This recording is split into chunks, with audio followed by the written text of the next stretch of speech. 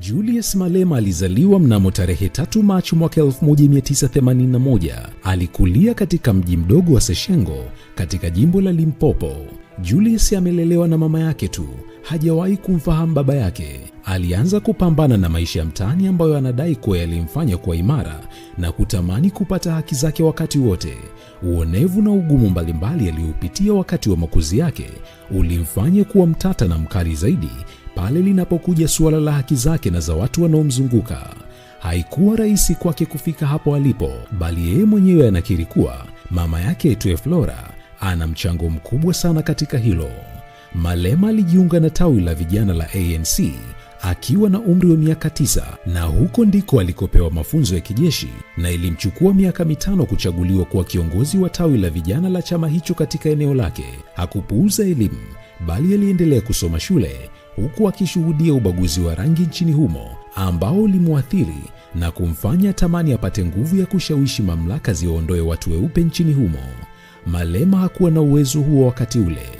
Baada ya miaka kusogea, alijiunga na chuo kikuu nchini humo ambapo alichaguliwa kuwa kiongozi mkubwa wa jumuiya ya vijana ya chama cha ANC. Alipenda siasa na alipenda haki, na hiki ndicho kilichomfanya kufeli mtihani wake wa mwisho, japo baadaye alihitimu na kutunukiwa shahada katika filosofia.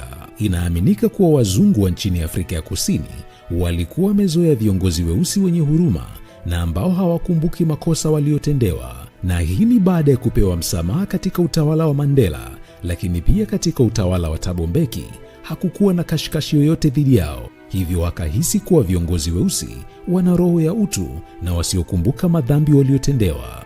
Hoja dhidi ya watu weupe zilianza kuibuka katika kinywa cha Julius Malema mnamo mwaka 2007. Hakuwa na ushawishi mkubwa wakati huo, hivyo wengi walimbeza na wengi walidhani ataishia njiani, lakini walikuja kushtuka wakiwa wamechelewa. Mwaka 2008 kwenda mwaka 2009, Malema alionekana wa kawaida na kichekesho pale alipokuwa akizungumza kwa jazba na hasira. Umaarufu wake ulianza kuatisha hata ndani ya chama tawala pale aliposimama na kueleza kuwa rais aliyekuwa anamalizia muda wake hapaswi kupewa nchi, na wao wapo tayari si kufa kwa ajili ya Zuma bali hata kuua kwa ajili yake. Lakini uhusiano wa Malema na Zuma uliingia shubiri muda mfupi baada ya kiongozi huyo wa zamani kuingia madarakani mnamo mwaka 2009. Julius Malema alimtuhumu Zuma kwa kupuuzia wapiga kura maskini waliomuingiza madarakani. Kauli zake tata zilianza kuonyesha hali ya hatari na kuja kwa wazungu na hata kwa baadhi ya watendakazi ndani ya ANC. Umaarufu wake uliongezeka na ukwasi wake pia ulianza kukua sana na kuanza kuleta mashaka kwa watu wa kawaida. Haikuwa rahisi kwa watu kuamini kuwa utajiri ule ulikuwa kijana mdogo kiasi kile, na hii ilipelekea kuwepo kwa dhana mbili zinazopingana juu ya uwepo wa Malema ndani ya ANC. Wengine walidai kuwa anatumiwa na vigogo wakubwa ndani ya chama hicho ili awachafue wapinzani wake. Wengine walidai kuwa kijana huyo alikuwa anafadhiliwa na watu wa nje ya Afrika ya Kusini kwa lengo la kukisambaratisha chama.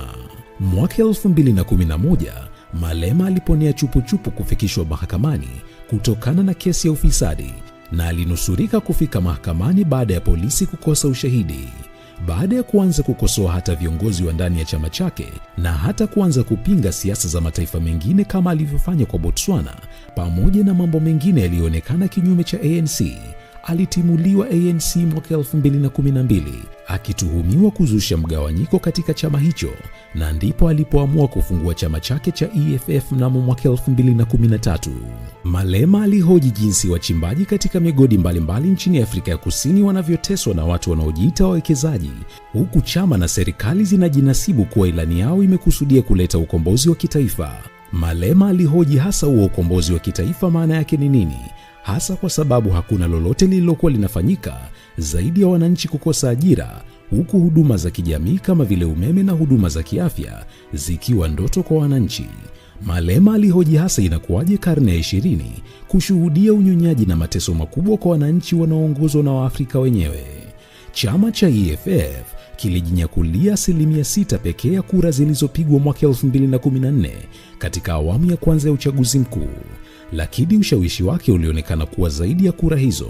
Chama hiki kilipendwa na watu wengi walioamini mlengo wa kushoto waliibuka katika chama hicho kutoka kwenye makundi na vyama mbalimbali. Suala kubwa ambalo Malema alikuwa akipigia kelele mara zote ni umiliki wa ardhi kwa wazawa. Aliwahi kusikika kuwa wazungu wanatakiwa kunyang'anywa ardhi na wapewe watu weusi kwa kutumia namna yoyote ile, na hakuna haja ya kuwabembeleza wazungu. Kauli hii inatafsiriwa kuwa Malema alisema wataua wazungu na kuwanyang'anya ardhi. Mnamo mwaka 2018 katika mahojiano na shirika la utangazaji la Uturuki TRT World, alitetea kauli hiyo kwa kusema kuwa yeyote anayefikiri kuwa kauli hiyo ni sawa na kupanga mauaji ni mtoto anayependa kulialia. Kauli zake na misimamo yake ilifanya umaarufu wake kuongezeka, huku wanachama wakiongezeka katika chama hicho. Mnamo mwaka 2016 katika uchaguzi wa majimbo, chama hicho kilijinyakulia 8% ya kura zote.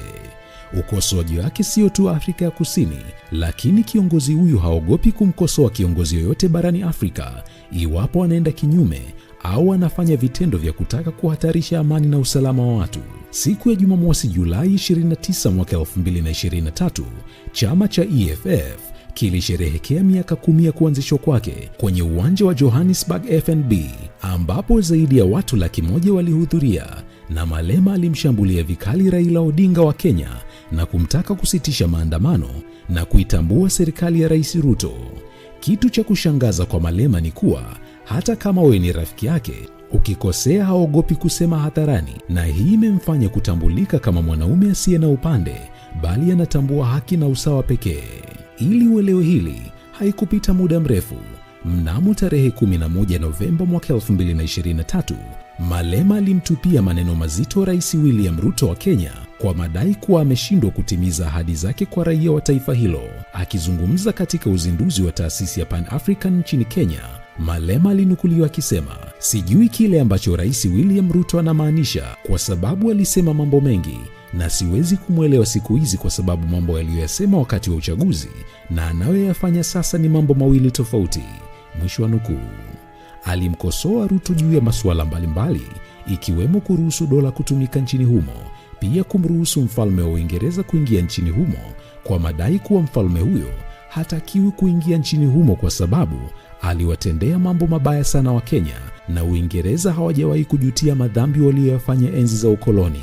Hotuba ya Malema nchini Kenya ilipokelewa kwa namna tofauti, huku serikali ya Kenya ikitoa tamko kuwa wanapokaribishwa na wakiwa ugenini, baadhi ya viongozi wanatakiwa kuheshimu waliowakaribisha na sio kuwatukana na kuwabeza kwenye majukwaa yao wenyewe.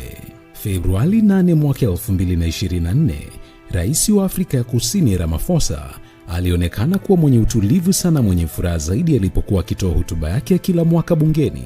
Kwa mara ya kwanza tangu achaguliwe madarakani mwaka 2018, alifanikiwa kumaliza hotuba yake bila kitisho wala kelele zozote, na hii ni kwa sababu Julius Malema hakuwepo bungeni hapo kwa sababu alikuwa amesimamishwa kuingia bungeni mwezi Februari pamoja na maafisa wengine 5 wa chama, na alipewa adhabu hiyo baada ya kuvamia jukwaa na kudai kujiuzulu kwa Bwana Ramaphosa wakati alipokuwa akitoa hotuba yake ya mwaka 2023.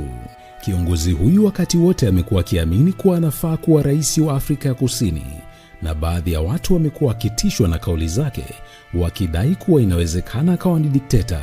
Hivyo hivi sasa amekuwa na wafuasi wengi, huku baadhi ya watu wakidhani kuwa Afrika ya Kusini inahitaji rais wa aina yake. Asante kwa kutazama video hii. Niandikie kwenye sehemu ya comment. Je, unahisi Malema anafaa kuwa rais wa Afrika ya Kusini?